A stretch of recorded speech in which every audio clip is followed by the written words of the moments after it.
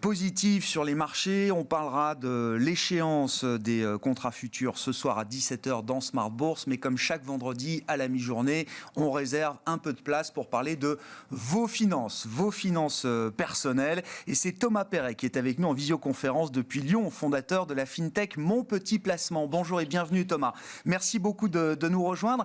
Peut-être un petit mot d'ambiance de rentrée là sur ce que vous pouvez observer chez Mon Petit Placement, mais au-delà, à travers l'écosystème de l'assurance vie en France, on va dire les choses comme ça, de l'intérêt que les Français portent encore, ou moins peut-être d'ailleurs, à leur épargne. Est-ce que les Français sont toujours dans une logique de s'intéresser à leur épargne et de s'intéresser à leur placement aujourd'hui, Thomas ? Ouais, alors je suis désolé. Bonjour déjà Grégoire. Je suis désolé, j'ai eu un petit bug. Petit délai dans la ambiance de rentrée. Qu'est-ce qui vous marque en termes de dynamique commerciale pour vous et l'industrie aujourd'hui, Thomas ? Ouais. Donc ce que nous on aperçoit, c'est que il n'y a pas eu une reprise post les vacances. On sait que normalement la période entre le 15 août et le 15 septembre. Et aujourd'hui, ce qu'on voit, en tout cas ce que l'industrie nous dit, c'est qu'il n'y a pas eu encore un redémarrage post-15 septembre. Bon, c'est effectivement, c'est l'ambiance de rentrée peut-être qui gèle un petit peu la dynamique.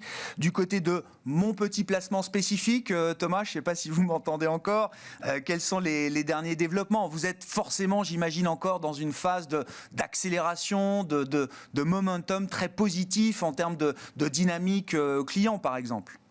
Oui, exactement. C'est pour ça que nous, vu qu'on n'a que 18 mois de retour client, c'est un petit peu plus dur de voir cette saisonnalité ou pas. Mais effectivement, nous, on continue une très forte croissance à 2 chiffres, même si on sent que, notamment le fait que les marchés soient à des niveaux assez importants, qu'il y a une reprise forte de la consommation qui ne va pas toujours avec une accumulation de l'épargne, c'est un peu antinomique, fait qu'on ressent aussi des petits indices, des petits signaux faibles du fait qu'il n'y a pas encore une reprise très forte. Qu'est-ce que vous observez du point de vue du comportement de vos clients ? Alors, la plupart de vos clients, Thomas, sont entrés au bon moment, j'ai envie de dire, sur les marchés. Il y a 18 mois, c'était le creux historique, le choc Covid. Et puis, depuis, c'est vrai que la trajectoire, entre guillemets, a été assez facile. Ces nouveaux clients n'ont connu qu'un rallye généralisé sur les marchés actions, et tant mieux pour eux. On n'est pas du tout dans une situation adverse aujourd'hui, mais on sent quand même, depuis quelques semaines, quelques mois, pour ceux qui suivent ça quotidiennement ou chaque semaine, on sent quand même des marchés un peu plus confus, un peu plus volatiles. Est-ce que cette ambiance de marché qui semble changer aujourd'hui, est-ce qu'elle induit des comportements nouveaux peut-être de la part de vos clients, Thomas ? Alors c'est une super question, en tout cas c'est un gros point d'intérêt, d'attention chez Mon Petit Placement. S'assurer qu'en fait, c'est pas parce que ça fait 15 mois, nos clients depuis 15 mois qui ont des performances positives, qu'on ne tombe pas dans le piège de ne pas être assez présent dans ces moments plus compliqués. Donc pour information, on a fait une expérience où on a contacté une bonne partie de la base pour proposer des rendez-vous avec leurs conseillers. Et le retour qu'on a, c'est de dire, écoutez, moi je suis rentré il y a quelques semaines, il y a quelques mois. Donc pour l'instant, je n'ai pas forcément besoin de faire un point. Je préfère attendre 6 mois, voire 1 an pour faire un premier échange.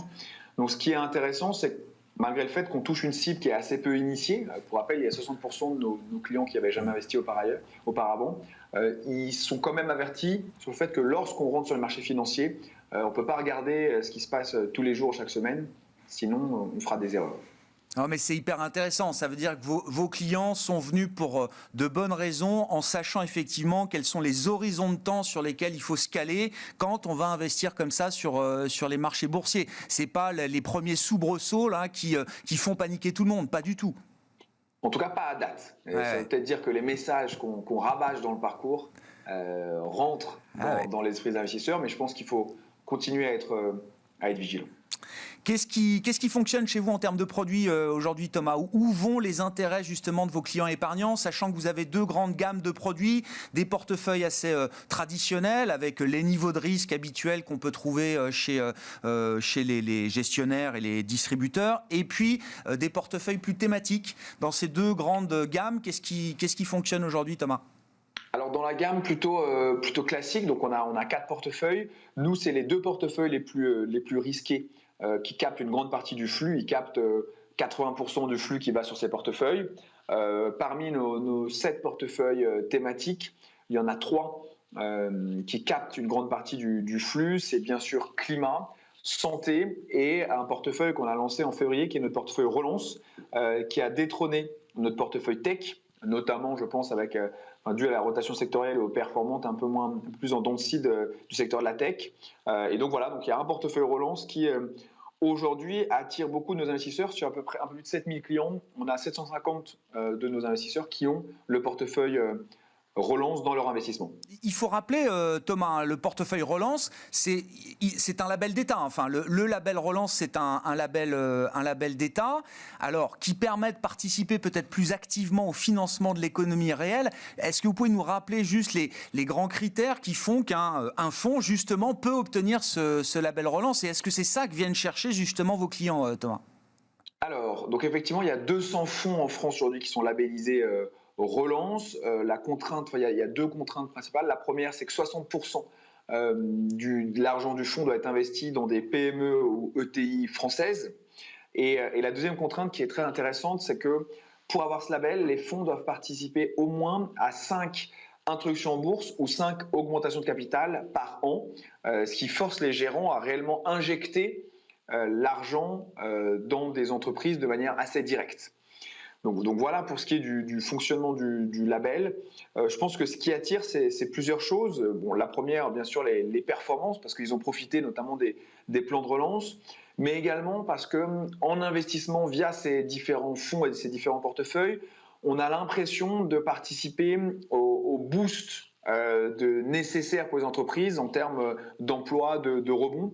Donc en termes de sens et de traçabilité des fonds, c'est quelque chose qui fonctionne très bien pour les investisseurs particuliers. Non, mais c'est une super nouvelle, effectivement, de voir que ce label Relance, qui oblige, comme vous le dites, les gestionnaires à être beaucoup plus actifs dans le financement de l'économie réelle, trouve de l'intérêt auprès de vos clients.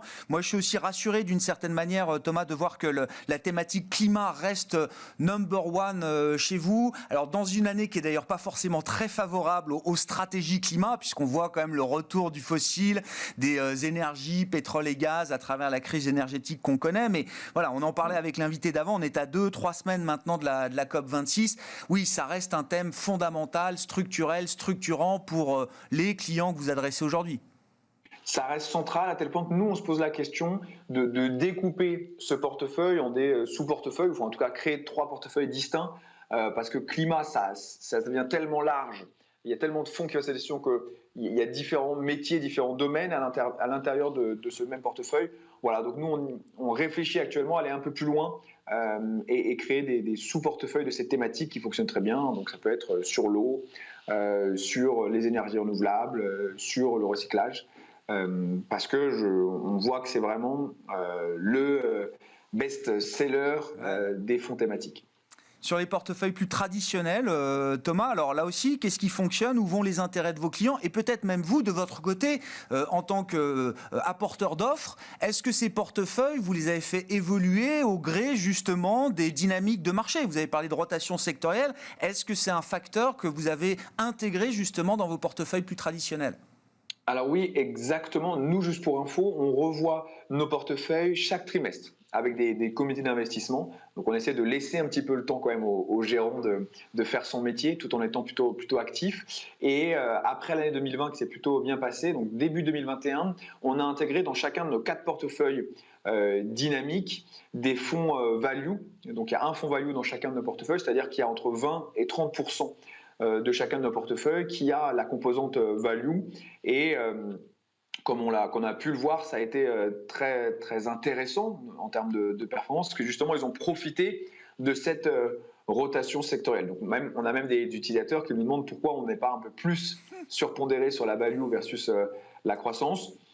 Nous, on continue de penser que la croissance a encore un petit peu d'avenir devant elle, mais que c'est bien d'avoir cette diversité de stratégies d'investissement, d'autant plus dans le contexte actuel, où notamment pour ce qui est des valeurs bancaires, on pense qu'il y a encore beaucoup de potentiel de remontée.